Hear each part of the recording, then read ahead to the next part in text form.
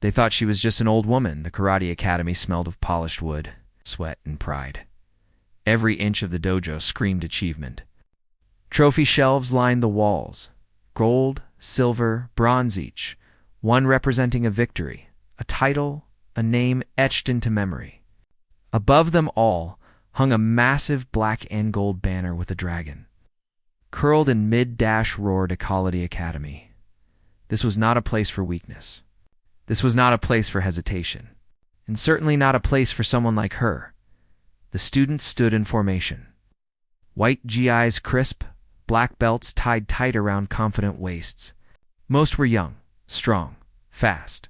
They had trained for years to earn their place here. Then the door opened at first. No one noticed. The hinges creaked softly, barely audible over the hum of conversation and laughter, but when footsteps echoed across the wooden floors low, measured, deliberate heads began to turn, an elderly woman stepped inside. She wasn't tall. She wasn't muscular. Her hair was silver gray, pulled back neatly into a simple bun. Fine lines traced her face, telling stories of time, struggle, and survival. She wore a white GI, and around her waist a black belt. For a moment, silence settled over the dojo. Then someone snickered. The first laugh, "Is this a joke?" A voice whispered from the back. Another chuckle followed. A young man nudged his friend. "Maybe she's lost." The woman stopped near the center of the dojo. She stood straight, her posture calm. Grounded like a mountain that had learned patience from centuries of storms. She didn't smile. She didn't frown. She simply observed. Her eyes moved slowly across the room, taking in faces, stances, energy. It wasn't the gaze of someone overwhelmed. It was the gaze of someone measuring. Two men stepped forward. Everyone knew them. Ryan Collins, regional champion, undefeated in sparring for 3 years. Mark Evans, academy favorite, explosive power, brutal speed. They wore confidence like armor. Ryan laughed openly now.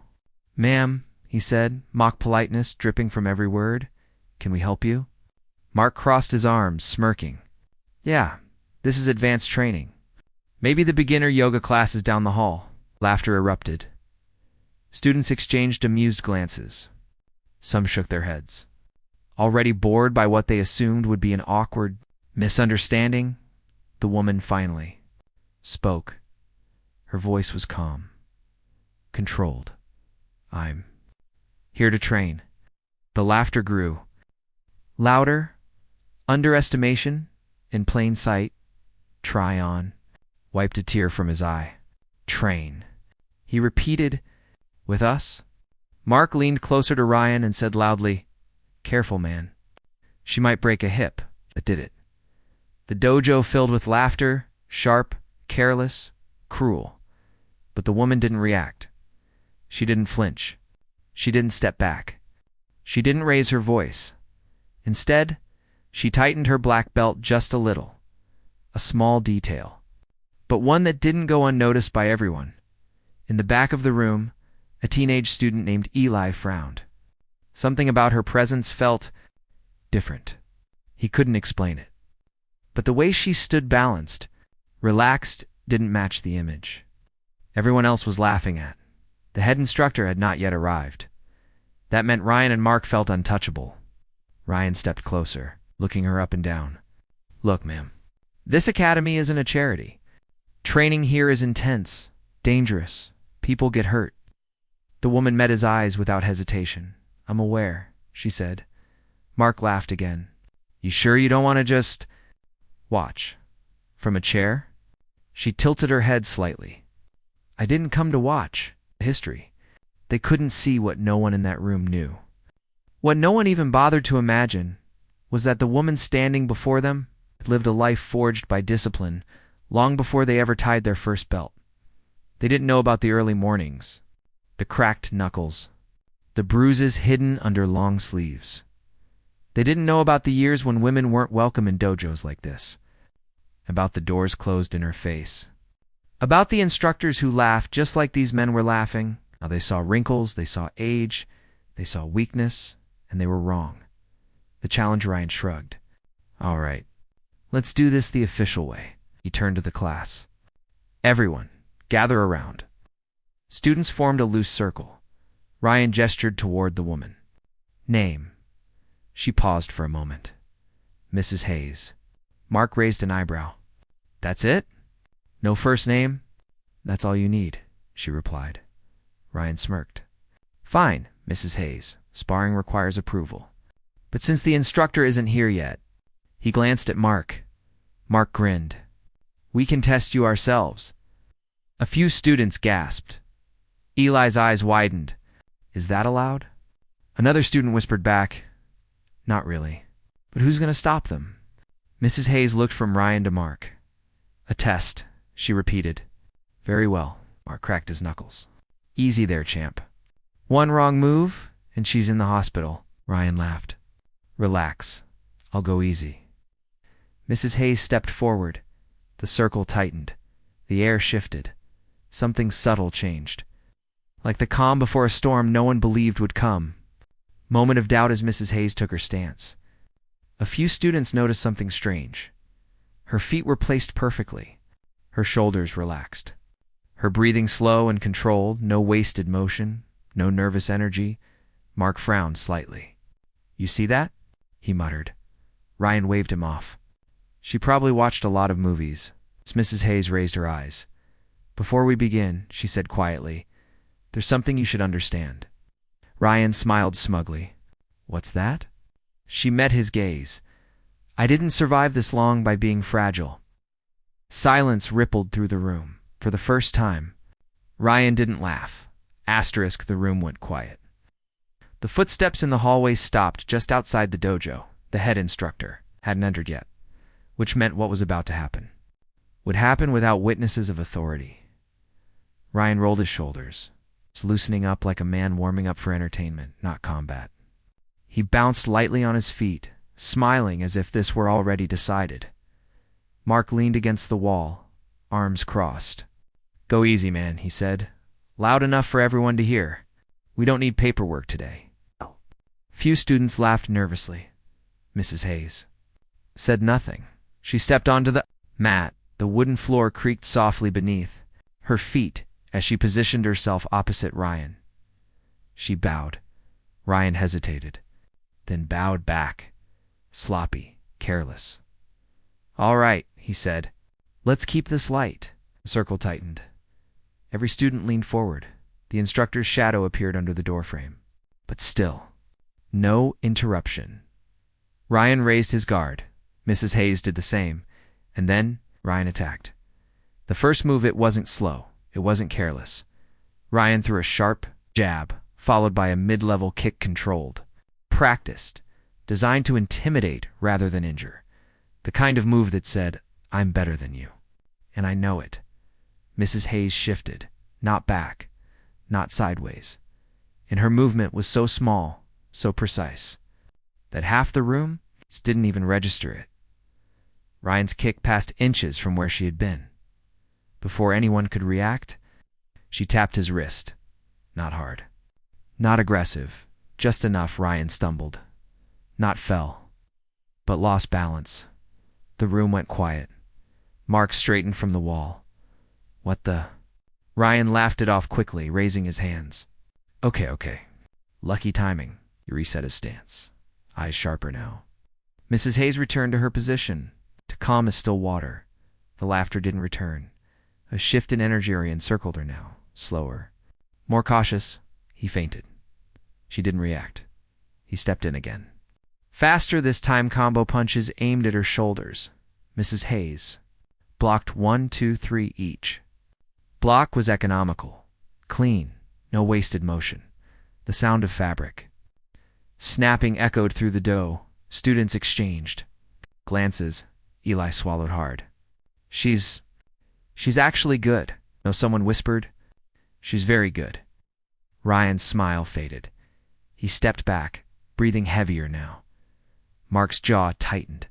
Ryan, stop playing around. Out. Ryan nodded. Yeah, I know. For the first time, he looked at Mrs. Hayes not as a joke but as a threat. The warning, no one heard Mrs. Hayes lowered her guard slightly. This doesn't have to continue, she said softly. Ryan scoffed, but there was tension in his voice now. You think you're winning? I think, she replied, that you've never been taught humility. That struck a nerve. Ryan lunged. The moment everything changed, he went for power this time. A full-force roundhouse kick. Sharp and fast. Gasps filled the room.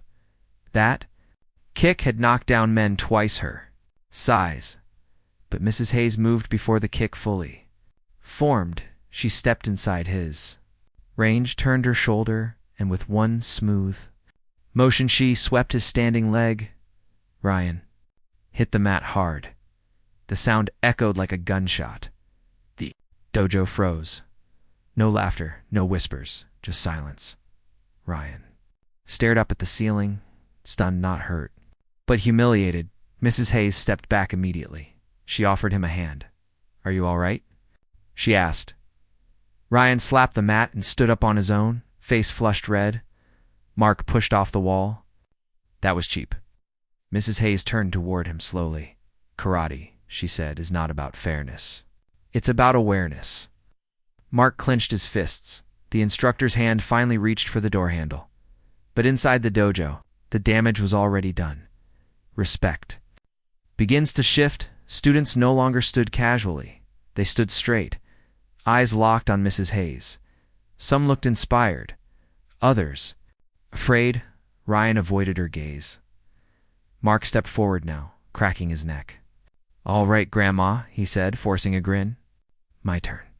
Mrs. Hayes looked at him not with anger, not with pride, but with something far more unsettling. Disappointment. You should stop, she said. Mark laughed. Or what? She took her stance again.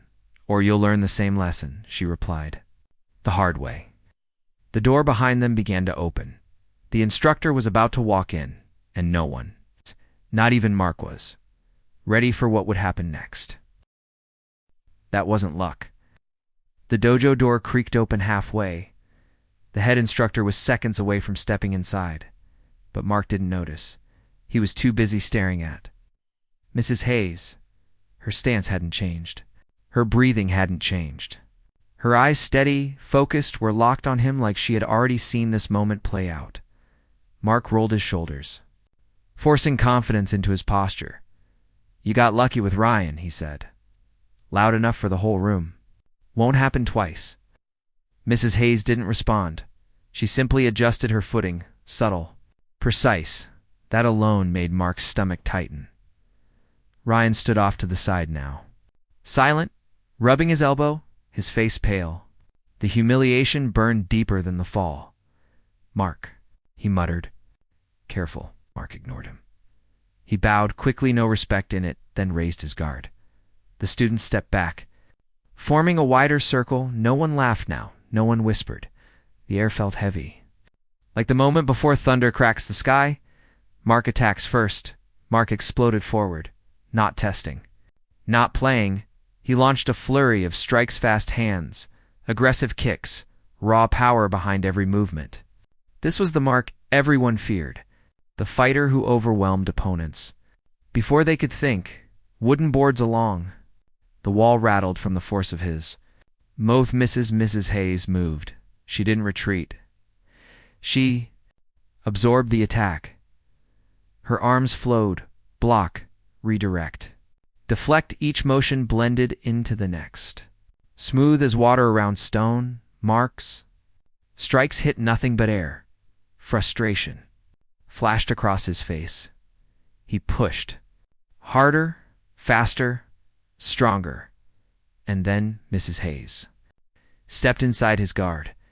The first real shock, her palm struck his chest. Not a punch, a short, controlled palm strike. Mark staggered backward, gasping not from pain, but from the shock that his breath had been taken so effortlessly. What the hell? Mrs. Hayes followed, not aggressively, not emotionally, just inevitably. She hooked his wrist, twisted. Mark cried out as his arm was locked in place. She leaned close enough for only him to hear. Power without control. she said quietly, is noise. She released him before he could fall. The dojo was silent. A bead of sweat ran down Mark's temple. He had never been handled like that. Not ever. Fear creeps in. Mark stepped back, shaking his arm, trying to laugh it off, but the sound died in his throat. Students stared. Some mouths hung open. Eli's heart pounded. She's not just good, he realized. She's operating on a completely different level. Ryan whispered, almost to himself. That wasn't luck. Mrs. Hayes stood centered on the mat, hands relaxed at her sides. She wasn't tired. She wasn't breathing hard. She looked disappointed. You still don't understand, she said to Mark. Mark growled. Shut up. He charged at Genengar, driving him now. That was his mistake. A lesson etched in memory. Mark threw a straight punch. Mrs. Hayes sidestepped. She caught his arm, turned, dropped her weight, and threw him not violently, perfectly. Mark hit the mat hard, the impact knocking the air from his lungs. A collective gasp filled the dough before Mark could recover. Her foot stopped inches from his face. Perfect control. Perfect balance. Perfect restraint. She could have ended it right there. She didn't. She stepped back. Stand up, she said. Mark stayed on the floor for a second, longer than necessary. When he finally rose, something in his eyes had changed. The arrogance was gone. In its place, fear. The instructor walks. In the dojo door finally opened fully. The head instructor stepped inside. He took one look at the scene. Ryan silent and shaken. Mark breathing hard, sweat-soaked. Students frozen in awe, and Mrs. Hayes standing calmly in the center. His eyes widened. Sensei Hayes, he said, stunned. Every head snapped toward him. Sensei. Someone whispered. Mrs. Hayes turned toward the instructor and bowed respectfully. Good afternoon, she said.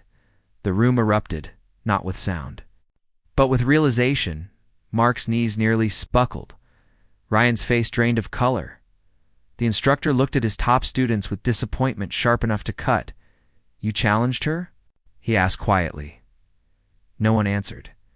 She trained champions before this academy even existed, the instructor continued. She taught the teachers who taught me. Silence crushed the room. Mrs. Hayes turned back to Mark and Ryan. Her voice was calm, but now it carried weight. You mocked what you didn't understand, she said. You laughed at what you feared becoming. She bowed once more. Class isn't over, she added. But your lesson today is asterisk. She earned every scar.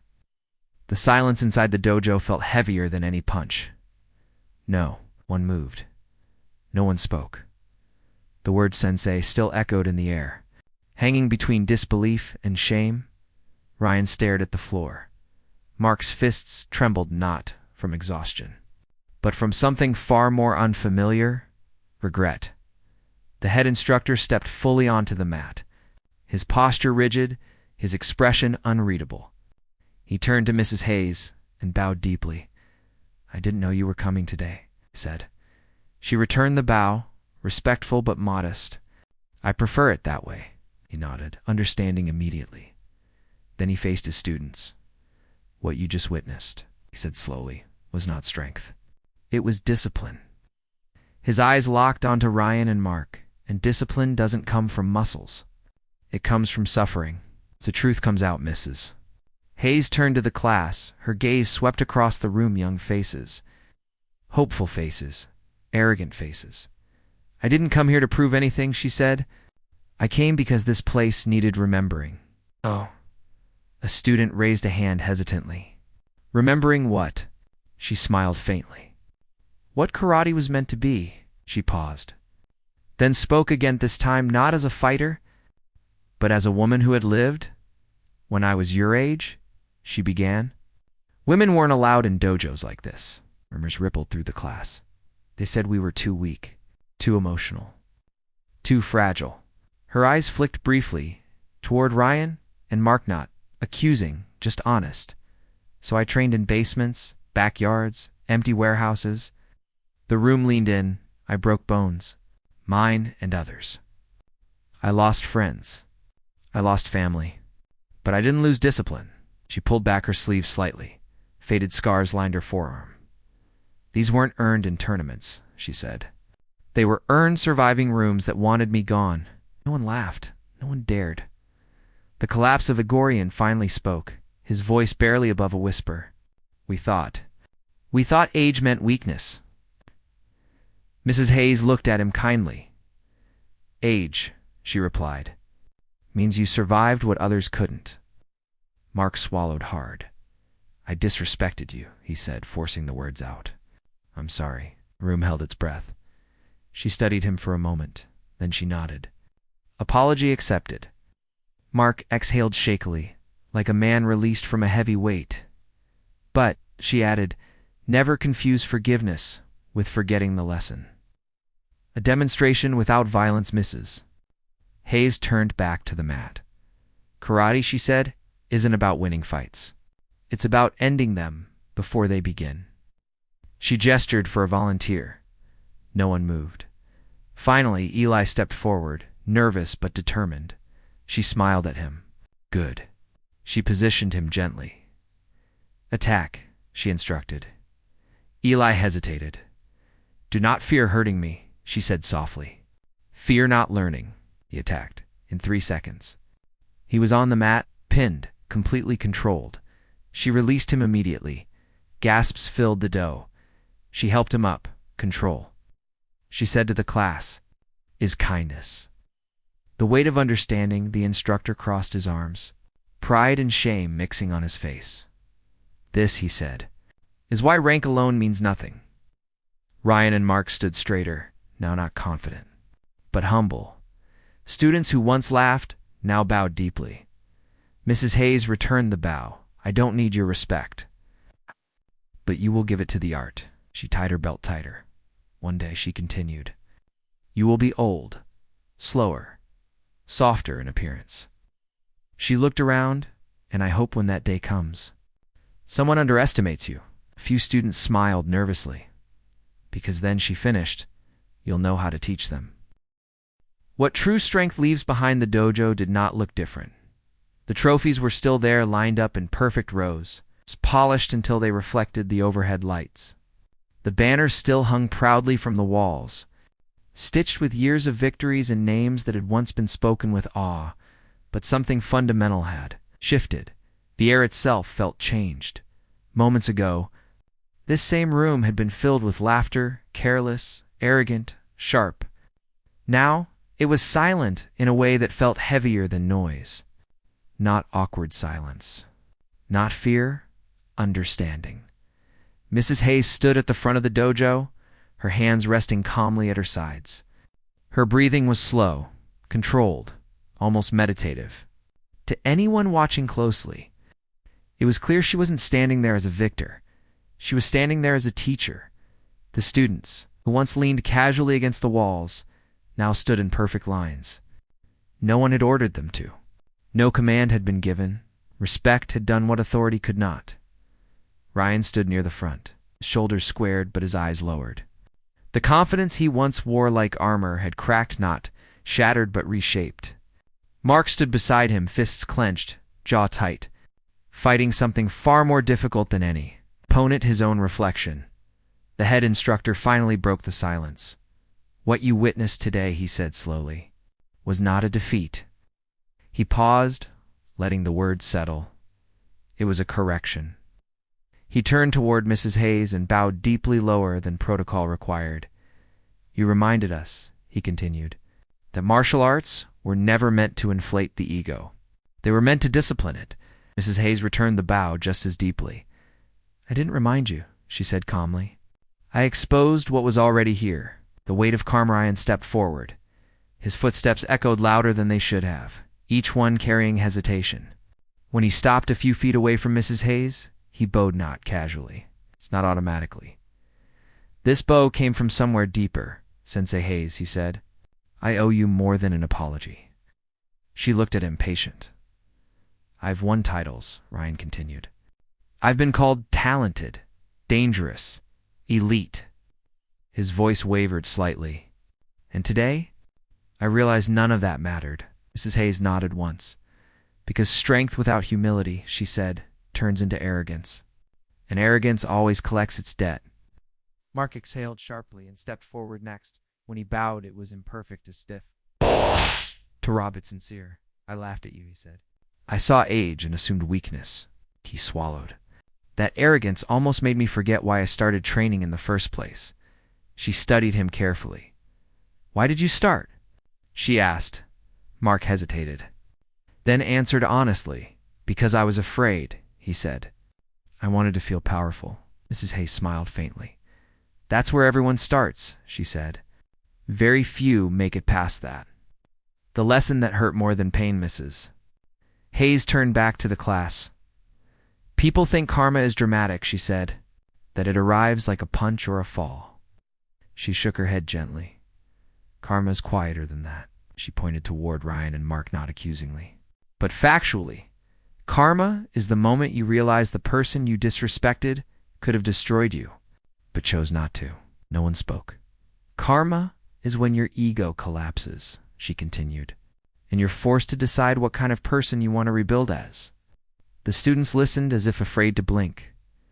Pain teaches survival, she said, but humility teaches growth. Story never told, Mrs. Hayes took a step forward. Her voice softened, not weaker, but heavier. There was a time, she began, when I was young, strong, and angry. The students leaned in. I fought because I had something to prove. Every fight was personal. Every opponent was an enemy. She paused, and then one day my teacher stopped me. She smiled faintly at the memory. He said, if you keep fighting like this, you will win many battles and lose yourself. She looked around the dojo. I didn't understand him then. You don't understand wisdom until you've paid for ignorance. Ryan's throat tightened. Mark looked down. I lost friends, she continued. I lost years. I lost parts of myself to anger. She touched her belt lightly, but discipline gave them back. The demonstration of mercy. Instructor gestured for everyone to sit. Mrs. Hayes remained standing. Strength, she said, is not what you can do. She looked at Mark. It's what you choose not to do. She gestured for Ryan to step forward. He froze, then obeyed. She placed him gently in position. Attack, she said. Ryan hesitated. Sensei, attack, she repeated calmly. He did. In one fluid motion, she redirected him, locked his arm, and stopped precisely 1 inch before the lock became unbearable. Ryan's breath caught. She released him instantly, you see. She said to the class, control. Ryan bowed deeply, eyes glassy. I felt completely powerless. He admitted quietly. Mrs. Hayes nodded, double quotes, and completely safe. She added the final realization. The instructor stepped forward again. Today will be remembered, he said, not because someone won, but because everyone learned. He looked at his top students. You were humbled. That is a gift. He turned to the rest. And you witnessed mastery. That is rare. Mrs. Hayes looked around one last time. When you leave this room, she said, the world will test you. She gestured vaguely. People will insult you, doubt you, underestimate you. Her eyes sharpened. Do not respond with anger. She tapped her chest. Respond with excellence. Legacy weeks passed. The dojo changed, not in appearance, but in energy, new. Rules were posted, not about rank, not about titles, about respect. Ryan trained differently now, slower, thoughtful. Mark began helping beginners quietly. Without being asked, laughter still existed in the dojo, but never mockery, and on the wall where a trophy once stood, a new plaque appeared. No name, no date, just words. True strength does not announce itself. Sensei has epilogue on her last visit. Mrs. Hayes watched from the doorway as students bowed to one another, not out of habit, but understanding the instructor approached. They won't forget today, he said. She smiled. Softly, "They're not meant to remember me," she replied. She turned to leave. "They're meant to remember who they almost became." And with that, she walked away, leaving behind something far stronger than fear. Legacy. Asterisk. The day the dojo changed forever, time moved forward. It always did. But inside the Karate Academy, time moved differently after that day. Not because Sensei Hayes stayed. She didn't. Not because new trophies were won. They were. But because something invisible had shifted, something deeper than technique or rank. The culture had changed. Weeks later, the dojo doors opened every morning the same way they always had. Shoes lined up neatly by the entrance. GIs folded with care. The familiar smell of wood and discipline filled the air. Yet new students felt it. Immediately something was different. There was less noise, less showing off, less careless laughter. Training began with silence. No, not forced silence, but chosen focus. Ryan arrived early every day, not to show dedication, but because he needed the quiet. He no longer chased dominance. He chased precision. When he trained, he remembered the moment he'd been swept, not violently, not cruelly, but effortlessly. That memory kept his ego in check. Mark changed too. He became the one who corrected sloppy stances gently, the one who bowed first, the one who stepped between mockery and beginners. Before it could grow, no one asked him to. He simply remembered how it felt to be exposed, and he refused to become that man again. The story that spread word traveled. It always did. Students from other academies whispered about it. An old woman humbled to champions. No, she was their teacher's teacher. She walked in, dismantled egos, and walked out. Some exaggerated, some doubted, but the ones who visited the dojo didn't laugh. They felt it. The discipline, the silence, the respect, and somewhere in the back of their minds, quiet question formed. What if strength doesn't look the way I thought it did? A new generation. One evening, Eli stayed late. The dojo was empty, except for him and the instructor. "I keep thinking about her," Eli said. The instructor smiled. "Everyone does." "I want to train like that," Eli continued. "Not to win, but to understand." The instructor nodded slowly. "Then you learned the lesson," he said. "Most people never do." Elsewhere, Sensei Hayes trained alone now. A small room. A simple mat. No trophies. No audience. Her movements were slower, but cleaner than ever. Each strike carried intention. Each block carried memory. She paused, breathing evenly. Her phone buzzed. A message from the instructor. "They're different now." "Thank you," she smiled softly. That was enough. The final karma months later. A visiting fighter mocked a beginner. Before the instructor could intervene, Ryan stepped forward. His voice was calm. "We don't do that here." The visitor laughed. "And what if I do?" Ryan didn't threaten him, didn't posture, didn't raise his voice. He simply said, "Then you'll learn, or you'll leave." The visitor looked around. No one laughed with him. He left. Ryan exhaled. For the first time, he understood what Sensei Hayes meant. Strength doesn't need permission. The lesson lives. On a new sign was placed near the entrance. Simple, plain, it read, "Everyone who enters carries a story. Respect it before it teaches you." New students read it. Some ignored it. Some understood later. But all of them felt its truth eventually, closing reflection years later. When Ryan taught his own class, when Mark bowed to students half his size, when Eli stood where they once stood, they told the story, not as legend, not as exaggeration, but as a reminder that one day a woman walked in and walked out, leaving discipline behind.